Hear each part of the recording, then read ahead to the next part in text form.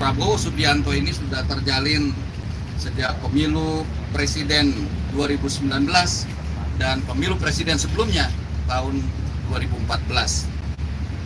Oleh karena itu, Musyawarah Majelis Syuro yang ke-11 ini mengamanatkan kepada DPP PKS untuk melanjutkan komunikasi yang telah berlangsung baik kepada pimpinan-pimpinan partai, tokoh-tokoh keumatan, tokoh-tokoh kebangsaan sebagai upaya untuk membangun Indonesia yang lebih baik.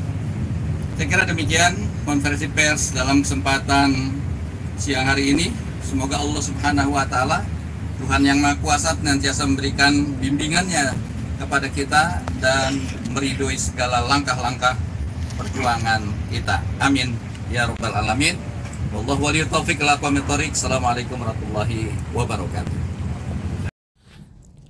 Iya, oke. Assalamualaikum. Ketemu lagi bersama Eno Glowing. Pemirsa, itu tadi pernyataan sikap dari DPP PKS, terutama hasil musyawarah Majelis Syuro PKS, majelis tertinggi di PKS, menyikapi proses pilkada di mana PKS akan memulai komunikasi dengan koalisi partai lain yang intinya PKS akan menjajaki koalisi dengan kubu Prabowo atau koalisi Kim Plus. Dan sikap PKS ini menimbulkan banyak kekecewaan, terutama bagi para pendukung Bapak Anies Baswedan maupun para pemilih PKS. Ya, mereka melampiaskan kekecewaannya di kolom komentar saat siaran langsung pernyataan sikap dari Majelis Syuro PKS. Berikut ini saya perlihatkan komentar-komentar dari para netizen yang sangat kecewa terhadap sikap PKS.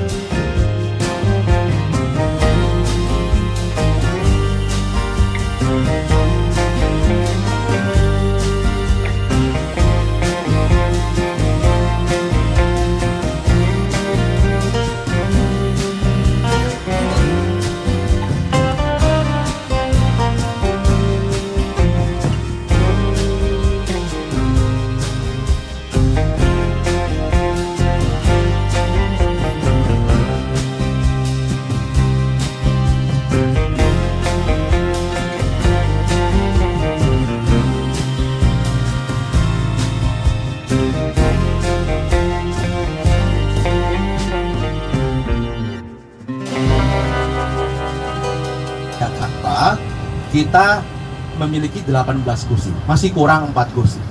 Tentu sebagai partai politik, ketika kita belum memenuhi kursi tadi ya, kandidat yang kita usung tidak bisa berlayar hingga saat ini. Oleh karena itu, DPP PKS membahas, mengkaji opsi alternatif ketika opsi yang pertama ini tidak berjalan. Demikian. Pak, berarti rekomendasi untuk Pak Anies sudah invalid ya Pak, kan sekarang udah tanggal 10. Rekomendasi kerangka kerja tadi terkait pasangan aman itu berakhir sampai tanggal 4 Agustus. Ya, tapi sampai detik ini kita masih juga membangun komunikasi dengan Mas Anies, dan opsi yang kedua sudah berjalan saat ini. Ya, kalau sebelumnya kerangka kerja kita tanggal 25 Juni hingga 4 Agustus itu opsi satu saja, tidak ada opsi yang lain. Yaitu pasangan Anies Sohibul Iman. Itu pada kerangka kerja 25 Juni hingga 4 Agustus. Tapi ketika tenggat waktu 4 Agustus itu sudah lewat, maka opsi kedua inilah yang mungkin kita kaji, kita bahas, dan kita perdalam. Itulah kemudian pimpinan kami berkomunikasi dengan pimpinan partai politik lainnya, termasuk dengan Koalisi Indonesia Maju. Kalau sekarang PKS lebih ke Pak Anies sama Pak Anies apa? Pak Anies dalam pilkada DKI Jakarta ini, kalaupun dihitung berarti antara kursinya PKS dengan Nasdem, kalau di Jakarta kan seharusnya bisa untuk majukan pemilihan. Berarti apakah Nasdem ini menolak opsi soal aman ini, Pak? Kami menghormati keputusan masing-masing partai. Nasdem tentu memiliki proses mekanisme internal dalam mengambil keputusan. Tentu di dalam politik ketika kita bicara tentang perahu, tiket, maka kita membutuhkan surat rekomendasi yang tertulis.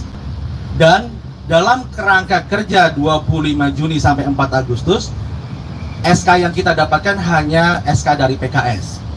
Inilah yang kemudian PKS memilih untuk mendalami dan memperdalam opsi yang kedua. Pak, bisa ditegaskan bahwa PKS sekarang sudah mencabut dukungan untuk Anies atau belum? Tadi saya sampaikan, opsi yang kedua sedang kita dalami, sedang kita perdalam. Sehingga kalau opsi yang pertama sudah kita lakukan dalam tempo yang cukup lama, yaitu 40 hari tadi, dari 25 Juni sampai 4 Agustus, kita sekarang memperdalam, mengkaji, mengeksplorasi opsi yang kedua, yakni dengan pimpinan dari Partai Koalisi Indonesia Maju. Pak, kalau misalnya nanti DPP ngambil keputusan yang kedua yang memperdalam dengan komunikasi parpol lain, bagaimana dengan kan Pak Anies ini diusulkan dari akar rumput DPW DKI Jakarta gitu. Apakah nanti akan ikut ke putusan DPP atau bagaimana? Kami akan terus berdialog, kami akan terus mendengarkan aspirasi dari warga, aspirasi dari kader. Kami siap untuk berdialog untuk hal tersebut. Tentu ini kan proses sedang berlangsung. Ya, proses sedang berlangsung, komunikasi terus dijalin, ya. PKS juga, kita pimpinan juga inklusif, ya, mendengar masukan, mendengar aspirasi apa yang sedang disampaikan oleh warga. Pak, penegasan aja dalam opsi yang kedua ini kan bahwasannya pembicaraan dengan Koalisi Indonesia Maju ya. Sementara di sisi lain PKS ini kan mengupayakan supaya ada kadernya yang bakal maju. Betul. Nah, berarti dalam pembahasan di opsi yang kedua ini Pak Anies bukan salah satu, bukan tidak termasuk figur yang dibicarakan dengan opsi yang kedua. Karena kan tim sendiri udah punya calon sendiri. Sementara PKS mengusung kadernya sendiri. Berarti Pak Anies tidak dibicarakan dalam opsi yang kedua ini. Jadi keputusan PKS yang tidak berubah sejak awal adalah karena aspirasi mandat dari warga Jakarta tertinggi itu di PKS, karena kita pemenang pemilu, maka PKS memutuskan kadernya untuk maju sebagai calon gubernur atau sebagai calon wakil gubernur. Itu keputusannya. Berarti bukan. Kemudian yang di opsi yang pertama kita kan mengusung aman, dan di situ ada kader kita Bapak Muhammad Sohibul Iman. Dan sekarang di opsi kedua juga sama, kita mengusulkan apakah kader kita maju sebagai calon gubernur atau sebagai calon wakil gubernur. Begitu. Berarti tidak ada nama Pak Anies ya dalam pembahasan tersebut. Tentu ini kan opsi kedua beda dengan opsi pertama. Iya. Pak, penegasan lagi bahwa tadi saya sampaikan sudah melakukan komunikasi dengan Prabowo. Artinya konferensi pers ini untuk menyatakan bahwa PKS benar-benar sudah masuk dalam koalisi tim plus gitu, Pak, atau gimana? Seperti disampaikan oleh Presiden PKS tadi, bahwa ini adalah dalam proses komunikasi awal, ya. Kita pimpinan PKS bersilaturahim, ya, sebagai kawan lama, sahabat lama yang dulu mengusung 2014, 2019. Tentu komunikasi politik sangat baik, dan itu yang sedang kita ikhtiarkan. Mengenai keputusan hingga saat ini, ya itu kita mendengarkan aja nanti arahan langsung dari Ketua Majelis Syuro atau dari Presiden PKS terkait keputusan tersebut. Jadi saat ini kita masih dalam tahap berkomunikasi, menjalin silaturahim, ya, terkait hal-hal kebangsaan ke depan. Ada rencana untuk RK nggak sih kalau PKS kan udah tanggal 10 kan rekomendasi untuk Pak Anies kan udah tanggal 4 tuh. Kita terus mengkaji dinamikanya ya. Kita tidak bisa mengatakan sudah pasti dan sebagainya. Ini tentu proses kita dalam berkomunikasi, ya, duduk bersama, mencari skema terbaik buat warga Jakarta, itu tidak bisa kita lakukan secara terburu-buru. Jadi kita ingin membangun komunikasi itu secara baik, kita mendengarkan aspirasi warga, kita membangun apa skema yang terbaik buat warga Jakarta, itu yang harus kita perdalam. Jadi bukan ini pasti itu, tidak. Ya, kita terus komunikasikan ini. Ketika ada titik temu, titik keseimbangan di sana, insya Allah nanti akan putusan itu akan diumumkan saat yang tepat, momen yang tepat, dan yang terbaik buat warga Jakarta. Pak, apakah komunikasinya terkait permohonan kursi menteri atau gimana, Bang? Di dalam Gimana? kabinet? Ya, kabarnya isu bahwa 3 partai di luar KIP ini ingin bergabung tapi ada syarat kursi menteri. Tahapan kita masih berkomunikasi, ya. Itu kalau isu-isu mungkin teman-teman wartawan yang lebih tahu daripada saya. Pak, terkait dengan kan Pak Anies sudah sempat berkomentar Ya. terkait dengan majunya dia itu saat ini tuh rumornya karena penjagalan, Pak, penjagalan dari struktur politik lah. Nah, dari PKS itu pertimbangan itu masih Pak soal penjagalan itu. Yang jelas PKS adalah satu-satunya partai yang secara terbuka mengeluarkan SK pertama, yang secara terbuka mendeklarasikan Mas Anies yang pertama. Ya, di antara ketika semua partai belum mengeluarkan SK rekomendasi, belum mendeklarasikan secara terbuka, PKS dengan percaya diri memberikan SK-nya, memberikan deklarasinya di awal sekali. Itu yang dilakukan oleh PKS. Jadi kalau masalah penjagaan dan sebagainya saya nggak mau komentar, tapi PKS berikhtiar semaksimal mungkin agar pasangan aman itu berlayar. Itu yang kita lakukan. Cukup ya.